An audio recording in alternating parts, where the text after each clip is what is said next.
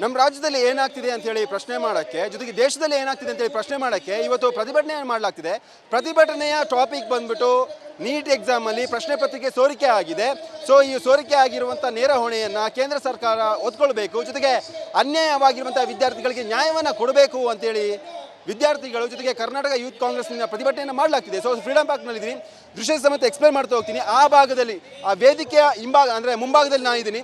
ವೇದಿಕೆಯ ಮೇಲ್ಭಾಗದಲ್ಲಿ ಸುರ್ಜೇವಾಲಾ ಸಾಹೇಬರು, ಜೊತೆಗೆ doctor K Sudhakar, CM Siddaramaiah ಸೇರಿದಂತೆ ಹಲವು ಕಾಂಗ್ರೆಸ್ನ ನಾಯಕರು ವೇದಿಕೆಯ ಮುಂಭಾಗದಲ್ಲಿದ್ದಾರೆ. ಈ ಒಂದು ವೇದಿಕೆಯ ಮುಂಭಾಗದಲ್ಲಿ ಸಾಕಷ್ಟು ಜನ ಯೂತ್ ಕಾಂಗ್ರೆಸ್ನ ವಿದ್ಯಾರ್ಥಿಗಳಿರ್ಬೋದು, ಜೊತೆಗೆ ಯೂತ್ ಕಾಂಗ್ರೆಸ್ನ ಕಾರ್ಯಕರ್ತರಿದ್ದಾರೆ. ಬನ್ನಿ ಸಾಕಷ್ಟು ಜನರನ್ನ ಮಾತಾಡಿಸ್ತಾ ಹೋಗ್ತೀನಿ. ಸೊ ಈ ಒಂದು ಪ್ರತಿಭಟನೆಗೆ ಏನಕ್ಕೆ ಬಂದಿದ್ದಾರೆ ಅಂತೇಳಿ. ಸರ್, ಏನಕ್ಕೆ ಬಂದಿದ್ದಾರೆ ಸರ್? ಈ ಒಂದು ಪ್ರತಿಭಟನೆಗೆ ಕಾರಣ ಏನಂತಂದರೆ, ವಿದ್ಯಾರ್ಥಿಗಳ ಭವಿಷ್ಯಕ್ಕೆ ಈ BJP ಸರ್ಕಾರದವರು ಮಾಡ್ತಕ್ಕಂಥ ಪತ್ರಿಕೆ ಸೋರಿಕೆಯಿಂದ ಪ್ರತಿಭಟನೆ ಮಾಡಬೇಕಂತ ಬಂದಿದೆ. ಸೊ ಯಾವ ಪತ್ರಿಕೆ? ಈ CET ಎಕ್ಸಾಮ್ ಪತ್ರಿಕೆ ಸೋರಿಕೆ ವಿಷಯಕ್ಕೆ ಬಂದಿದೆ. ಓಕೆ, ಮತ್ತಷ್ಟು ಜನರನ್ನು ಮಾತನಾಡಿಸುವಂಥ ಪ್ರಯತ್ನವನ್ನು ಮಾಡ್ತೀನಿ. ಸೊ ನೋಡೋಣ, ಇಲ್ಲಿ ಒಂದಿಷ್ಟು ಮಹಿಳೆಯರ ಗುಂಪು ಈ ಪ್ರತಿಭಟನೆಯಲ್ಲಿ ಬ್ಯುಸಿಯಾಗಿದ್ದಾರೆ. ಮೇಡಮ್, ಈ ಪ್ರತಿಭಟನೆ ಆಗ್ತಿದೆ. ಸೊ ಏನಕ್ಕೆ ಬಂದಿದ್ದೀರಾ ನೀವು? ಹೇಳಿ ಮ್ಯಾಮ್.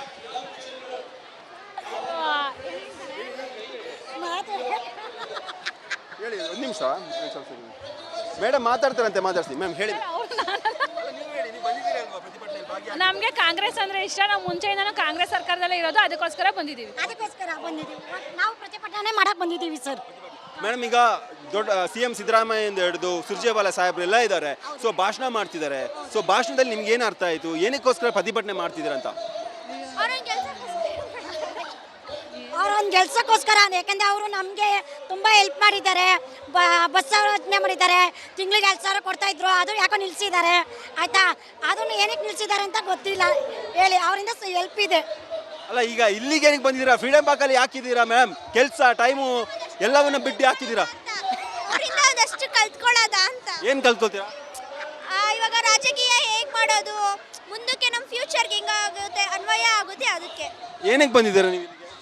ಕಾರಣ ಏನು ಬಂದಿರೋ ಫ್ರೀಡಮ್ ಪಾರ್ಕಿಗೆ? ನಾನು ಇದಕ್ಕೆ ಬಂದಿದ್ದೆ ಅಂದರೆ ಮತ್ತಷ್ಟು ಜನರನ್ನ ಮಾತಾಡಿಸಿ. ಮೇಡಮ್, ನೀವು ಹೇಳಲೇಬೇಕು, ಡೆಫಿನೆಟ್ಲಿ ಹೇಳಲೇಬೇಕು. ನಿಮ್ಗಂತ ಗೊತ್ತು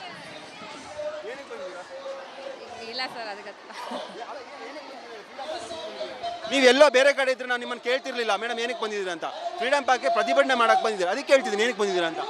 ಪ್ರತಿಭಟನೆ ಇದೆ, ಬನ್ನಿ ಅಂತ ಹೇಳಿದ್ದಾರೆ. ಸೊ ಅದಕ್ಕಾಗಿ ನಾವು ಕೈ ಜೋಡಿಸ್ಬೇಕಂತ ಹೇಳಿ ನಾವು ಬಂದಿದ್ದೀವಿ. ನಿಮ್ಮ ಧ್ವನಿ ಗುಡ್ಸಕ್ಕೆ ಬಂದಿದ್ದೀರಾ. ಸೊ ಕಾರಣ ಏನು ಮ್ಯಾಮ್? ಯಾಕೆ ಕೈ ಜೋಡಿಸ್ಬೇಕು?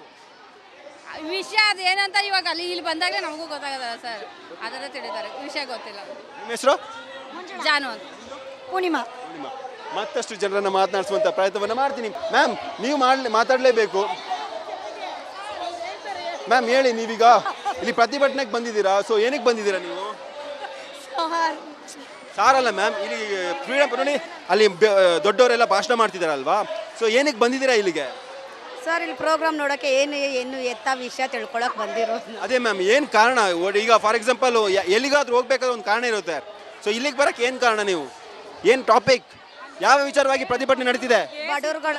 ಬಡವರುಗಳಿಗೆ ಸೀಟ್ಗಳು ಕೊಡ್ತಾ ಇಲ್ವಲ್ಲ, ಅದಕ್ಕೋಸ್ಕರ ಮೀಟಿಂಗ್ ಇದೆ, ಅದಕ್ಕೋಸ್ಕರ ಬಂದಿರೋದು. ಅಲ್ಲ ಮೇಡಮ್, ನೀವೀಗ ಕೆಲಸ ಕಾರ್ಯ ಎಲ್ಲ ಬಿಟ್ಬಿಟ್ಟು ಇಲ್ಲಿಗೆ ಬಂದಿದ್ದೀರಾ, ಏನು ಕಾರಣ ಅಂತ ತಿಳ್ಕೊಬೇಕಲ್ವಾ? ಹೌದು. ಅದೇ ಏನು ಕಾರಣದಕ್ಕೆ? ಸಾವುಕಾರಿಗೆ ಕೊಡ್ತಾರೆ, ಬಡವ್ರುಗಳಿಗೆ ಏನು ಕೊಡಲ್ಲ. ಏನು ಹಂಗೆ ಮಾಡ್ತಾರೆ ಹೇಳ್ರಿ? ಎಲ್ಲರೂ ಓದಿರ್ತಾರೆ ತಾನೆ. ಬಡವ್ರಿಗೆ ಒಂಥರ, ಸಾವುಕಾರಿಗೆ ಒಂಥರ, ಯಾವತ್ತ ಥರ ಮಾಡಬೇಕು, ಒಂದೇ ಥರ ಇರಬೇಕು. ಅಲ್ಲಮ್ಮ, ಈಗ ನಾನು ಕೇಳ್ತಿರೋದು, ಫ್ರೀಡಮ್ ಪಾರ್ಕಲ್ಲಿ ಯಾಕೋಸ್ಕರ ಪ್ರತಿಭಟನೆಯನ್ನ ಮಾಡ್ತಿದ್ದಾರೆ? ಹೌದು, ಬಡವ್ರುಗಳಿಗೆ ಕೊಡಲ್ವಲ್ಲ, ಅದಕ್ಕೆ ಬಂದು ಇದು ಮಾಡ್ತಾ ಇದೀವಿ. ಏನು ಕೊಡಲ್ಲ ಬಡವರಿಗೆ? ಬಡವರಿಗೆ ಏನು ಕೊಡಬೇಕು? ಸೌಲಭ್ಯಗಳು ಏನು ಕೊಡಲ್ಲ. ಇಲ್ಲಿ ಸೌಲಭ್ಯ ಕೊಡ್ತೀರ ಅಂತೇಳಿ ಪ್ರತಿಭಟನೆ ಮಾಡ್ತಿದ್ದಾರೆ ಅಂತ ನೀವು ಹೇಳ್ತಿರೋದಾ? ಹೌದು. ಓಕೆ, ನಿಮ್ಮ ಹೆಸರು? ನಂದಿನಿ ಅಂತ. ಪಲ್ಲವಿ. ನಂದಿನಿ ಪಲ್ಲವಿ ಅವ್ರನ್ನ ಮಾತಾಡಿಸಿದೆ. ಅವರೊಂದು ಮಾತನ್ನು ಹೇಳಿದರು. ಮತ್ತಷ್ಟು ಯೂತನ್ನು ಮಾತಾಡಿಸ್ಬೇಕು, ಯೂತ್ ಮಾತಾಡ್ಸೋಕ್ಕೆ ನಂಗೆ ಸಿಕ್ತಿಲ್ಲ. ಸೊ ಇದಿಷ್ಟು ವೇದಿಕೆಯ ಮುಂಭಾಗದಲ್ಲಿ ನೀವು ಗಮನಿಸ್ತಾ ಇರಬಹುದು. ಕಾಂಗ್ರೆಸ್ನ ಪ್ರಮುಖ ನಾಯಕರು ಭಾಷಣವನ್ನು ಮಾಡ್ತಿದ್ದಾರೆ. ನೀಟ್ UG ಪರೀಕ್ಷೆಯಲ್ಲಿ ಪ್ರಶ್ನೆ ಪತ್ರಿಕೆ ಸೋರಿಕೆ ಆಗಿದೆ, ಸುಮಾರು 22 ಲಕ್ಷ ವಿದ್ಯಾರ್ಥಿಗಳಿಗೆ ಅನ್ಯಾಯವಾಗಿದೆ ಅಂತ ಹೇಳಿ ಪ್ರತಿಭಟನೆಯನ್ನು ಮಾಡಲಾಗ್ತಿದೆ. ಆದರೆ ಇಲ್ಲಿ ಸೇರಿರುವಂಥ ಜನರಿಗೆ ಯಾತಕ್ಕೋಸ್ಕರ ನಾವು ಬಂದಿದ್ದೀವಿ, ಏನು ಪ್ರತಿಭಟನೆಯನ್ನು ಮಾಡ್ತಿದ್ದೀವಿ ಅನ್ನುವಂತಹ ಕ್ಲಾರಿಟಿ ಕೂಡ ಇಲ್ಲ.